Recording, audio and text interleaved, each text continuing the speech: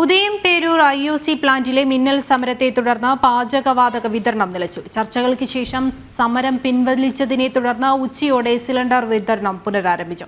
കരാറുകാരൻ വേതനം കൃത്യമായി നൽകാത്തതിൽ പ്രതിഷേധിച്ച് CITUവിന്റെ നേതൃത്വത്തിലായിരുന്നു സമരം. 236 LPG ലോറികളാണ് സിലിണ്ടറുകൾ നിറച്ച് പോകാനാകാതെ കെട്ടിക്കിടന്നിരുന്നത്. തൃശൂർ, എറണാകുളം, ആലപ്പുഴ, ഇടുക്കി, കോഴിക്കോട് ഭാഗങ്ങളിലേക്ക് പാചകവാതക സിലിണ്ടറുകൾ നിറച്ച് പോകേണ്ടിയിരുന്ന ലോറികളായിരുന്നു ഇത്.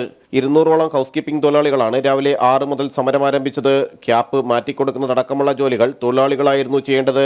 സമരം തുടങ്ങുമ്പോൾ 13 ലോറികൾ IOCയിൽ സിലിണ്ടറുകൾ നിറക്കാൻ എത്തിയിരുന്നു. പിന്നീട് വന്ന ലോറികൾക്ക് അകത്തേക്ക് പ്രവേശിക്കാനായില്ല. പ്ലാന്റിൽ ലോഡിംഗ്, ഹൗസ് കീപ്പിംഗ് ജോലികൾക്ക് കരാർ നൽകിയിരിക്കുകയാണ്. ഇതിൽ ഹൗസ് കീപ്പിംഗ് ജോലിയിലുള്ളവർക്ക് ശമ്പളം മുടങ്ങിയതാണ് മിന്നൽ സമരത്തിന് കാരണം. അടിസ്ഥാന ശമ്പളം നൽകുകയും ബാക്കി വൈകാതെ നൽകാമെന്നുമുള്ള ഉറപ്പിൽ ഉച്ചയോടെ സമരം പിൻവലിച്ചു. തുടർന്ന് പാചകവാതക സിലിണ്ടറുകൾ നിറച്ച ലോറികൾ വിവിധ ഭാഗങ്ങളിലേക്ക് നീങ്ങിത്തുടങ്ങി. 5 ജില്ലകളിലെ പാചകവാതക വിതരണത്തെ കാര്യമായി ബാധിക്കുന്നതായിരുന്നു സമരം. കരാറെടുത്തയാൾ എത്തിയാൽ മാത്രമേ ചർച്ചകൾക്കുള്ളൂവെന്നായിരുന്നു ഹൗസ് കീപ്പിംഗ് തൊഴിലാളികളുടെ നിലപാട്. ജനം, കൊച്ചി.